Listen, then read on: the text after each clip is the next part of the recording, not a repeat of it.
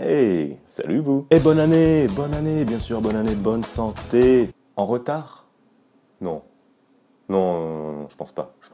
Et oui, aujourd'hui on se retrouve pour une vidéo un petit peu spéciale parce qu'il s'agit du troisième et je pense dernier pour l'instant format de l'intimité du rock. Parce que je me disais, c'est bien beau comme ça de raconter la vie des artistes, des groupes, des trucs qui se sont passés il y a plus de 50 ans, mais j'ai aussi cette envie d'aller découvrir des groupes locaux qui se produisent dans ma ville sans que personne ne soit vraiment au courant. Je sais pas trop encore comment je vais appeler ce concept, mais j'avais pensé à la météo du rock. Alors évidemment, je dis rock par rapport au nom de la chaîne, mais vous allez voir qu'il ne s'agit pas seulement de ça, au contraire. Et justement, je me baladais dans la rue tranquillement sans rien demander à personne quand un mec vient me demander où se situe la petite Gaillarde. Alors j'en avais absolument aucune idée, du coup je cherche sur Maps et finalement c'était juste à côté de chez moi. Le mec me dit comme quoi il y avait un super concert de funk ce soir. Du casse la tienne, on va y aller. Et du coup j'y suis allé et c'était une surprise monumentale. C'était un groupe de funk, un groupe qui s'appelle Karma Phonics. Alors Karma Phonics c'est qui? C'est un groupe de 11 artistes. 11 artistes, je sais pas si vous vous rendez compte, c'est absolument énorme, sachant que la petite Gaillarde, la superficie de la salle est genre comme ça. En gros comme ça, c'est un truc... Et les mecs étaient 11 et ils faisaient de la funk, ils faisaient beaucoup de reprises et ils travaillent actuellement sur quelques compos, c'était marrant, ils en ont joué quelques-unes pour la première fois ce soir-là. On se croirait vraiment dans un petit club dans les années 70 à New York, c'est vraiment impressionnant. Et c'est là où j'ai eu cette idée-là, je me suis dit, mec, fais des interviews. Alors je les ai contactés et les mecs étaient super sympas. Bon, à la base il devait y avoir plus de membres qui devaient venir, mais j'ai quand même réussi à avoir Philippe le leader ainsi que le batteur du groupe. Bref, j'arrête de papoter et je vous laisse tout de suite avec la vidéo. D'ailleurs, je suis désolé si la qualité de la vidéo et du son ne sont pas forcément optimales, mais on a eu pas mal de problèmes techniques, donc on a fait ça un petit peu sur le tas. C'est parti! Alors, moi déjà je suis musicien depuis longtemps, hein, j'ai un peu plus de 45 ans. J'étais bassiste dans un groupe qui s'appelait Rogojin, on a beaucoup joué, on a beaucoup tourné. Après on a arrêté comme plein de groupes pour différentes raisons. Hein. Donc j'ai passé un petit moment, j'ai appris le piano, puis j'ai toujours écouté de la funk, tu sais, moi j'ai toujours aimé Michael Jackson, c'est pas de la funk. Mais on peut dire que les Jackson 5 c'est de la funk, grandi avec ça, avec Prince, alors là... Et toute la clique, quoi, James Brown et tout le reste. Et puis un jour, j'étais à la montagne dans une vieille maison hein, où j'habitais, et un matin j'écoutais de la funk, et je me suis dit putain je vais monter un groupe de funk. Voilà, c'est pas plus difficile que ça. Et la machine est partie. J'ai appelé un pote batteur, qui lui connaissait un bassiste, et après j'ai mis des annonces, et petit à petit, après c'est long. Il a bien fallu 1 an et demi pour monter le groupe. Karma Phonics, Karma c'est la voix. La voix comme la voix ferrée, donc la voix du phonics, la voix de la funk. Et puis on aimait bien, c'est un nom que je pense que on se souvient facilement. Et puis ça nous correspond bien quoi. Ouais. La chanteuse fait du yoga en plus, tu vois. Un petit clin d'œil. Oh ben moi mon rôle dans le groupe, écoute, on va dire que j'organise pas mal de trucs, mais Gian aussi fait pas mal de choses maintenant que depuis qu'il est arrivé, Delphine la chanteuse aussi. Bon là-bas j'ai monté le groupe, je cherchais les musiciens, j'ai monté le répertoire, je propose des compositions mais pas que moi. Je compose aussi, et puis bon après c'est moi qui fais chier un peu le monde toute la semaine avec mes messages quoi, qui leur dit bon les gars vous êtes pas bons, là on n'a pas été bons, là faut bosser ça, enfin je les fais chier quoi, ils en peuvent plus. Ils me blacklistent, je pense régulièrement mais bon, écoute, je fais ce que je peux. Il faut un leader dans un groupe. Je suis le casse-couille du groupe moi. Ouais, bah, c'est de tenir le groove, ou essayer de le tenir, c'est faire poum tchak. Moi j'ai la chance déjà de jouer dans le groupe, il y a des super bons musiciens, vraiment, à chaque pupitre il y a des mecs qui sont super bons. Pour ce qui me concerne un peu plus, Bruno qui est le bassiste, il a un super jeu de basse, il a vraiment un jeu qui groove. Moi je l'avais rencontré quand il jouait dans une autre formation qui était rock, et je me souviens qu'à l'époque il avait parlé d'un groupe de funk qui se montait à Rion. Et donc c'était en 2015 si je ne m'abuse, ou 2016. 2016 et voilà, j'ai vraiment de la chance quoi. À tous les pupitres, chaque instrumentiste est super bon et moi j'ai qu'à me laisser porter par les musiciens quoi. Et j'essaye de tenir le groove. Non, après dans le groupe j'essaie de m'investir parce que il y a du boulot voilà. S'il faut trouver des concerts, si tu dois relancer des gens, si une seule personne le fait, elle en a vite marre ou alors elle est vite dépassée, du coup voilà, moi je fais ce que j'ai envie de faire dans le groupe et puis ça rend service, c'est bien quoi. Surtout qu'on est 11 quoi, on est 11, si on était 3 ou 4 ça serait simple, mais là on est nombreux. On est nombreux donc même pour jouer parfois ça peut être compliqué je pense d'être trop nombreux. Mais la chance qu'on a c'est que le funk c'est très festif, tu as pu le voir.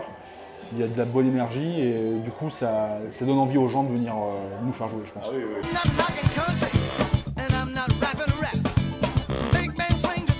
L'aspect, les répètes, on essaye d'être ponctuel parce qu'on est tous dispo au même moment, donc on fait en sorte d'être là quand il faut.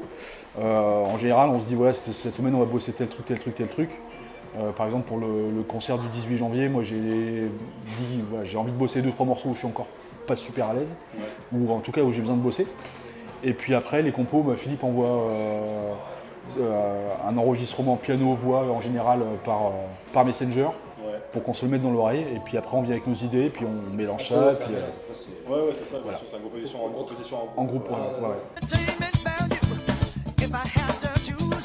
Alors moi, mes influences, elles sont vraiment multiples et pas du tout que dans la funk. J'adore la musique black américaine, je pense que c'est ma base, quoi. Les rythmes afro, tout, j'adore ça. Mais après, j'ai une culture pas mal... j'ai écouté du punk, j'ai écouté beaucoup de rock. Rock des années 70, les Zepp, toute la clique, les Doors, les Rolling Stones, Beatles, beaucoup moins. C'est beaucoup moins mon truc. Et puis, période Cure. Cure, je trouve que ça tue, quoi. Dans les années 80, ils ont fait des albums énormes.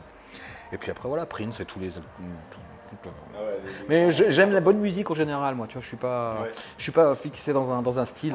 Vraiment, j'écoute du classique aussi. Tu vois, le Requiem de Forêt. Quand je l'écoute, je trouve ça magnifique, quoi, tu vois. Donc ça n'a rien à voir avec la funk, mais voilà, tant que c'est beau et que ça me provoque des trucs, tu vois, au fond de moi, tant que ça me parle, voilà, après, voilà. Moi je viens de la musique nord-américaine aussi, j'écoute beaucoup de funk. Moi j'ai vécu aux États-Unis, donc je me suis un peu fait aussi une culture hip-hop quand j'ai vécu aux États-Unis. Mais j'ai écouté beaucoup de funk. Pour moi le groupe de référence c'est Tower of Power, c'est un groupe qui a 50 ans de carrière. Les Meters, après des trucs plus récents comme Letus ou Soul Live, et puis après un peu de jazz, pas mal de hip-hop, et puis comme disait Philippe tout à l'heure, je peux écouter d'autres choses, si ça me parle, si ça me crée des émotions, voilà. Je suis pas fermé uniquement à un style, mais j'écoute beaucoup et je joue quand même beaucoup de funk.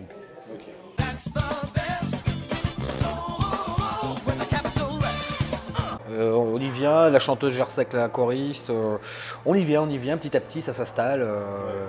Ça va s'installer. Et puis on est sur un autre projet à côté, là, avec le même groupe, le groupe Karmophonix. On va monter un spectacle avec un comédien et des danseurs hip-hop sur le thème de la funk.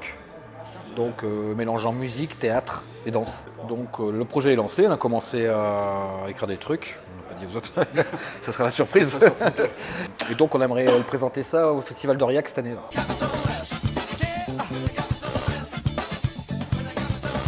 Ma meilleure expérience de scène, c'est le concert à la Petite Gaillarde le 14 décembre. Non mais c'est vrai, quand tu fais un premier concert avec un groupe, c'est toujours particulier. T'as un peu de stress. Avec Karmophonix, c'était le premier concert. Ouais. On a beaucoup bossé, on n'a pas eu beaucoup de temps au final pour remonter le set. Je veux dire que moi je suis arrivé durant l'été et puis on a vraiment commencé à bosser en septembre. Voilà, donc tu as une petite appréhension, puis quand tu sens que les gens ils sont réceptifs et que y a du monde qui bouge, qui chante ou qui danse, qui applaudit, ça fait plaisir, quoi. Donc ça c'est mon meilleur souvenir. Et ma pire expérience, je me rappelle d'un concert à Clermont-Ferrand avec un ancien groupe dans lequel je jouais où on était plus nombreux sur scène que dans le public.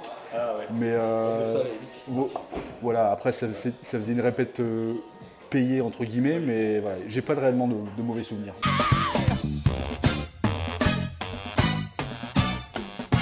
Alors là, par contre, on va faire la totale. Là. Moi, ce que j'aimerais sortir, c'est pas ce que j'aimerais, c'est ce qu'on va faire. C'est un vinyle avec une vraie pochette des années 70, un petit CD dedans, et puis un lien pour télécharger. Mais le vinyle, ouais, je pense que c'est obligé. Puis tu sais, avec une belle pochette, là, ça va être top, on va s'éclater, quoi. La musique des 60s ou des 70s, c'est le vinyle qui était utilisé à l'époque, donc c'est sûr. C'est le support obligatoire, c'est sûr. Aussi, un jour, j'étais, comme dans le film Les Commitments, là, on jouait dans un château. Il y a un mec qui foutait la merde dans la salle. Et notre guitariste, qui était un mec hyper costaud et hyper sanguin, à la fin d'un morceau, a posé ses guitares. Il a pris le mec, il s'est mis une branlée avec lui, il l'a sorti dehors, il est revenu. 1, 2, 3, 4, on a joué. Voilà. Petite anecdote, bon, on n'était pas fiers, hein, mais lui était content. Mon premier concert, le tout premier concert que j'ai fait il y a très longtemps, quand j'étais encore dans le nord de la France, jouer dans un groupe de rock avec des potes, on avait une vingtaine d'années, et puis on était sur une scène montée sur un smear-mort, enfin bref. Et puis à un moment j'avais un petit morceau, un petit solo à faire un peu tribal, et en fait les gars sont descendus de la scène, Ils m'ont laissé tout seul devant les spectateurs, donc je m'y attendais pas et voilà, ça m'a mis un petit coup de stress entre guillemets. Quoi. Ouais, Voilà. voilà. Ça a dû créer une bonne. Mais une bonne, un bon kiff.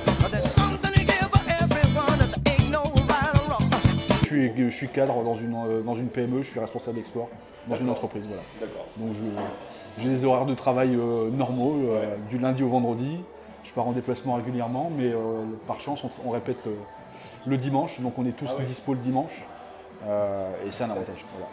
Moi, je travaille en freelance, je suis maître d'hôtel, je bosse pour un traiteur. Bon, avant, j'ai fait que ça, moi, pendant des années, de la musique.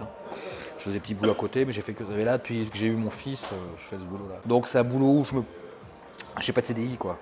Là, je bosse depuis des années pour la même personne. Elle sait que je suis musicien. Quand j'ai des belles dates et tout ça, je lui dis bon, telle date, je suis pas là, il n'y a pas de souci.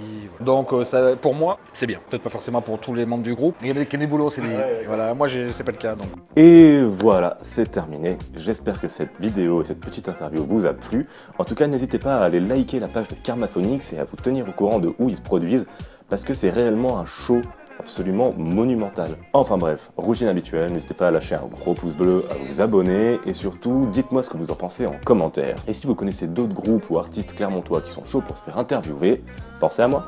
Allez, sur ce, je vous laisse, passez une très belle journée et surtout une très belle année 2019 et on se retrouve bientôt dans l'intimité du rock. Music in the air, lots of love everywhere. So give me the night.